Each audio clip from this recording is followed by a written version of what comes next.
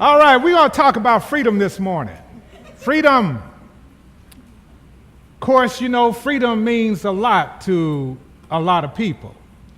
Back in the day when I was calling myself free, we used to say, free your mind and parts of your body will follow.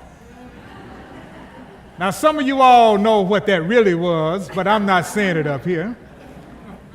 But free your mind, that was the first place that one chose to go when one was talking about freedom.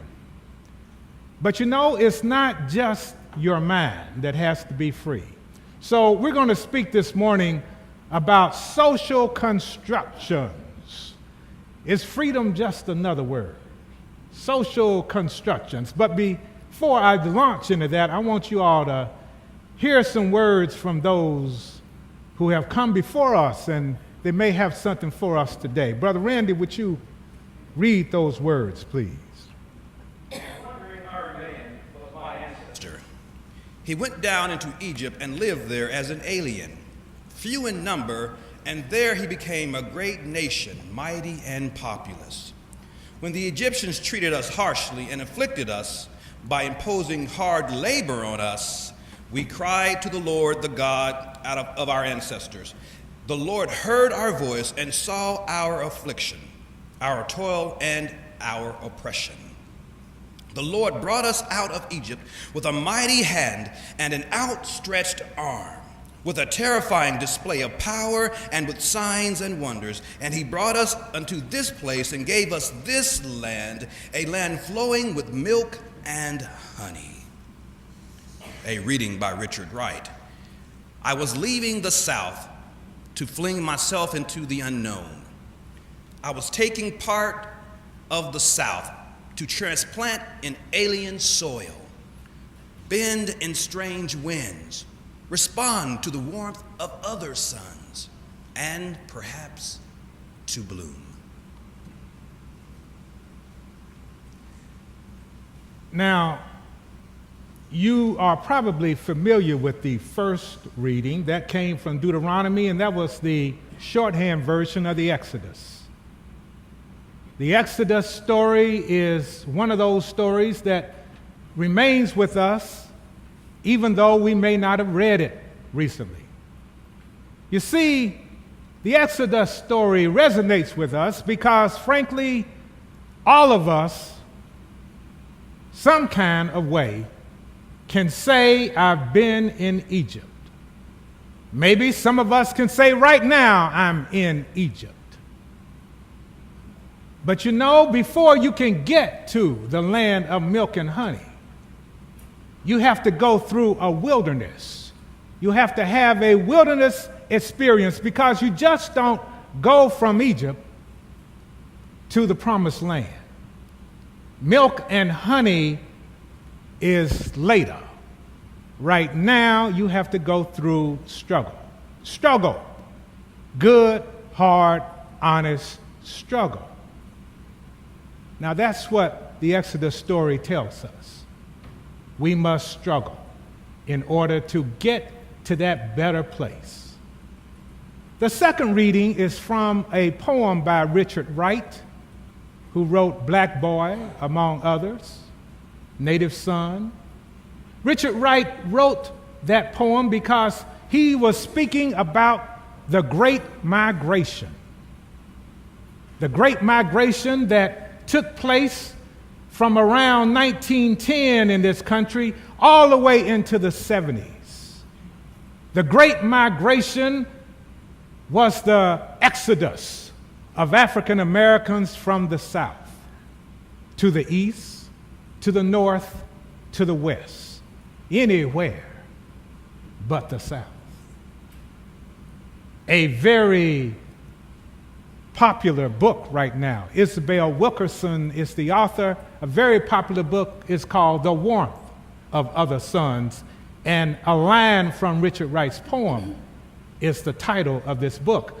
And she, Isabel Wilkerson, has chosen to give the reader an understanding of this great migration by focusing on three families and focusing on why they left the South what they encountered in those other places where they were warmed by other suns, and consequently what the lesson is for us today. The Great Migration and the Exodus story is what I would like to expand upon today when we ask ourselves the question, is freedom just another word? We begin this way.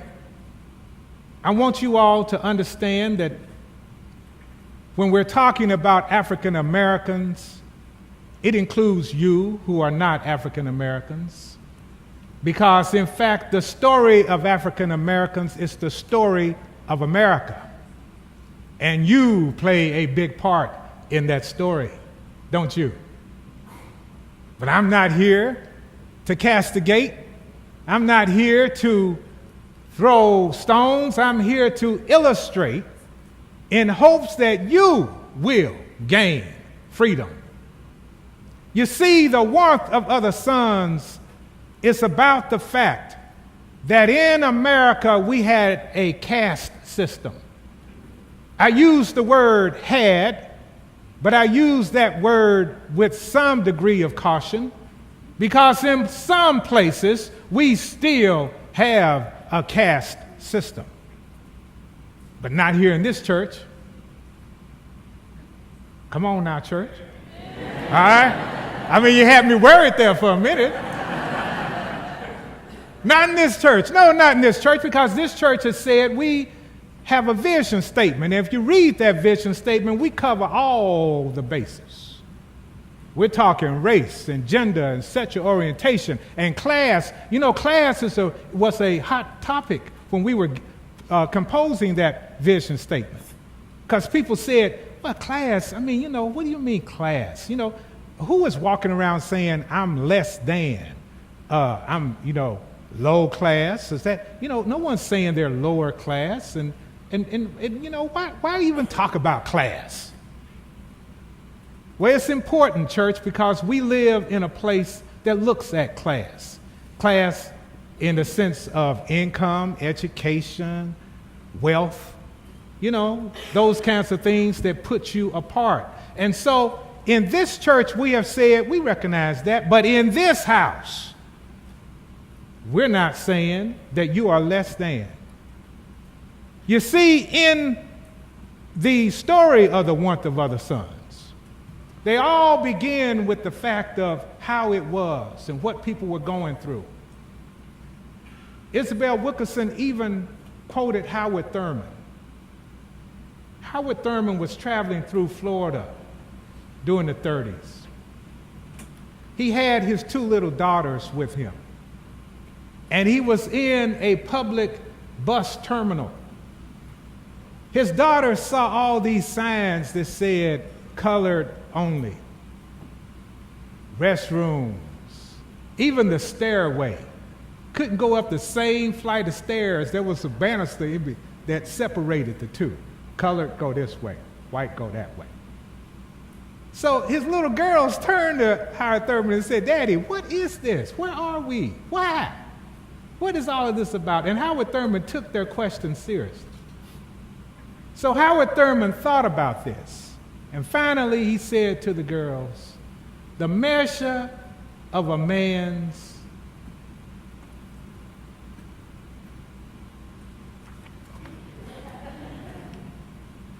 wait a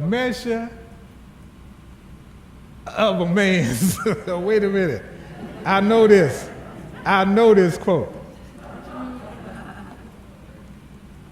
Come here real quick. The measure of a man's estimate of your strength. All right. The measure of a man's estimate of your strength is a weapon he feels he must use in order to hold you fast in a prescribed place. Let me back up a little bit, because Howard Thurman didn't say it quite that fast. And he remembered what he said.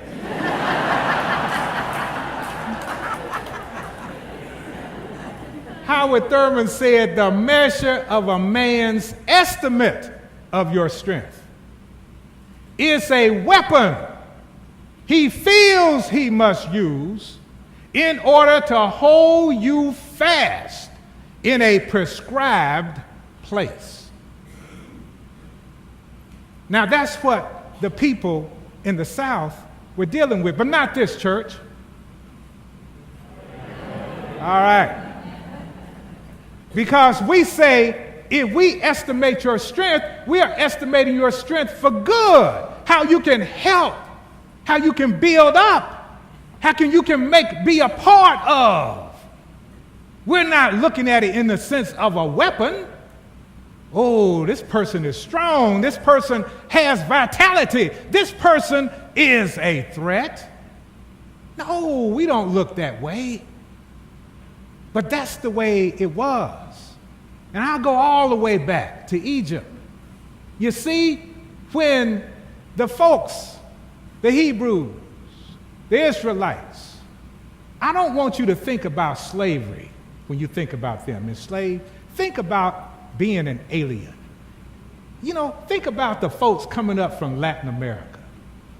Think about those people who said, I want a better place.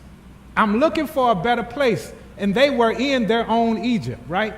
It wasn't called Egypt, but wherever they were in there. If we're talking about Latin America, wherever they are, that is their Egypt. And they're saying, I want a better place, but I got to go through this wilderness to get to this better place. And what is that wilderness? Well, it is getting paid low jobs, low-paying jobs. It is being a part of a system that says you are undocumented, i.e. illegal, i.e. you must go back.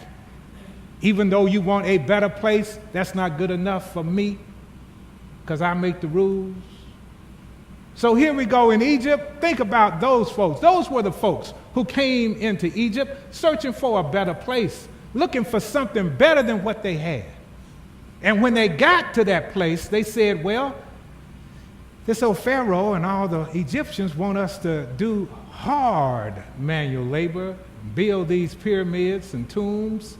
But you know, we're going to do that because we're getting paid and we can send money on back home and we are not going to be here forever.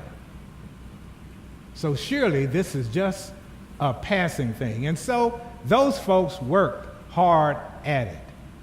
But then along comes this other thing called social construction.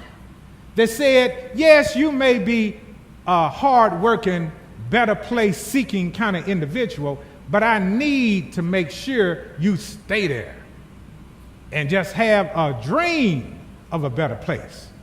You're not going to make a better place.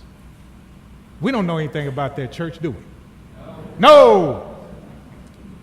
But some folks do, and they said, okay, I will take this for a while, I guess, but you know, oppression is not something you take easily.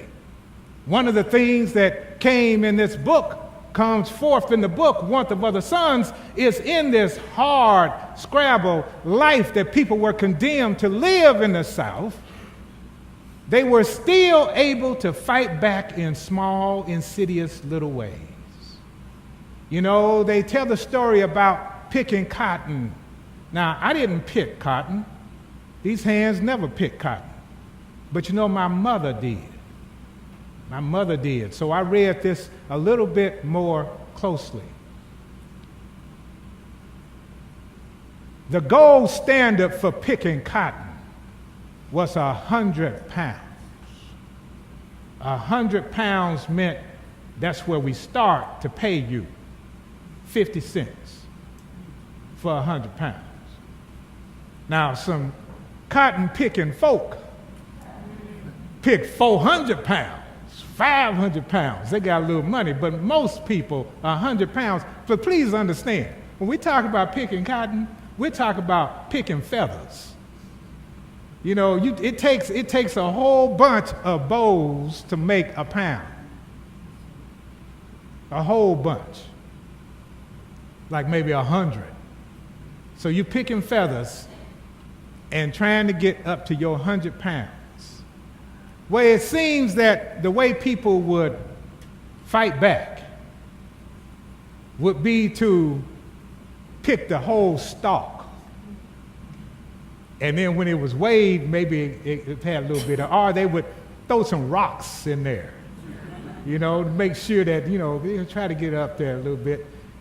Or go out early in the morning when the dew was still on the cotton so it's heavy and put that in the sack, some kind of way.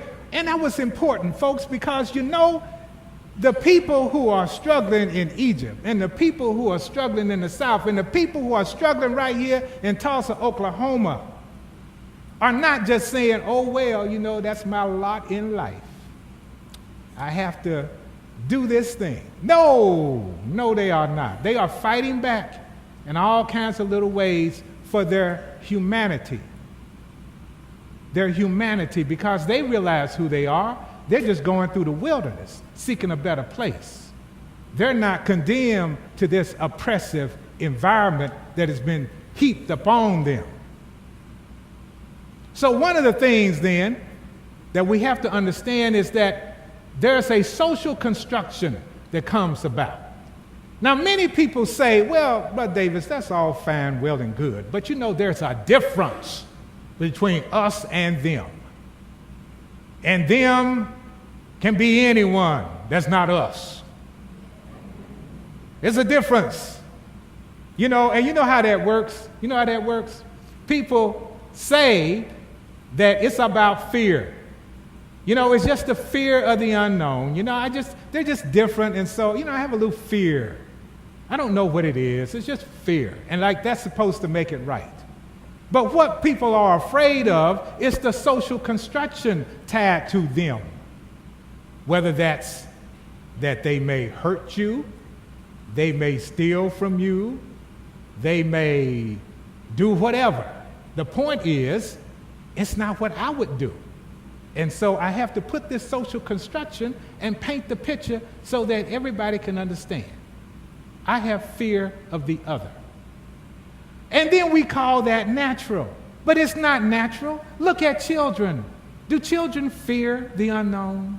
That's why we stand around and watch children, because they have no fear. Children have no fear, and they're the most vulnerable people on the face of this earth. Children. And children have no fear because they understand the unknown is a mystery. It's fun to go see. And most people are like that. Novelists are like that. Scientists are like that. Explorers are like that. Writers are like that. Anyone who wants to go somewhere that has not gone before. Star Trek. If you want to, you want to go there, there is no fear because you say, why not? That's the big question. Why not? So when you hear people talk about, it's just fear, that's the reason why we can't get together. It's about fear. That's a lot of baloney. No, it's not. It is the social construction.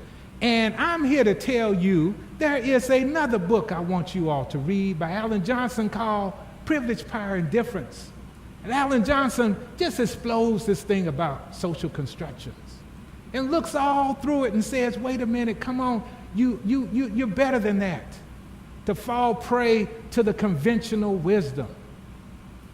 So, we understand then that social construction doomed our folks coming out of Egypt. They doomed our folks coming out the South. They're dooming our folks coming up from Latin America. So what is it going to take to get people to move past the social construction? What is it going to take to get people to question the idols that say you must do, you must? What is it going to take? It's going to take something called freedom. Because we who believe in freedom cannot rest. We who believe in freedom cannot rest until it's done. That's the bottom line. And whether that's a faith statement, because some people say, I have faith in God. Some people say, I have faith in humanity. Some people say, I have faith in my DNA because my mama didn't stop believing. My daddy didn't stop believing. All these folks who were the ancestors who struggled to make a better place for me and for you did not stop believing. So it's in our DNA. We must stand on the side of freedom. Theologically, I got something for you, though, this morning. And that is that we are a people who understand that the life force, the life-giving force, that's sometimes called spirit of life, spirit of love. Personally, I call that God. God said, look here, Brother Gerald, I'm a God of love and amazing grace.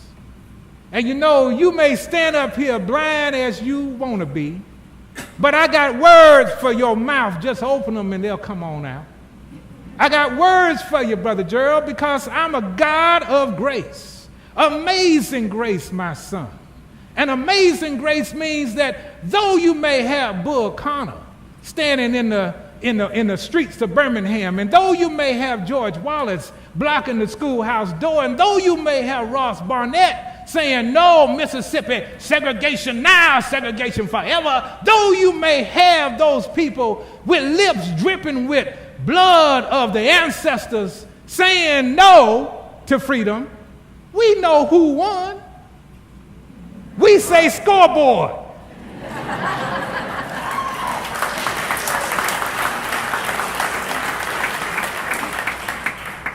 Our job today, all souls, is not to sit on our hands and rest on our laurels.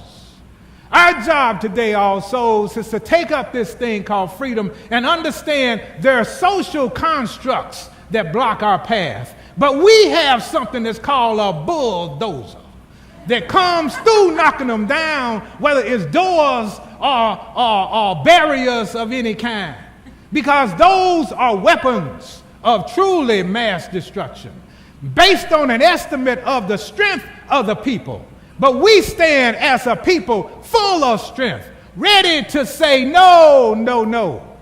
We serve a God of love and amazing grace. And no way will your social constructs stop us. So we must have the temerity to risk. We must have the strength to continue to go on. And we must have the will that says we will find a way. How? God will make a way. Somehow. Amen? Amen. Amen.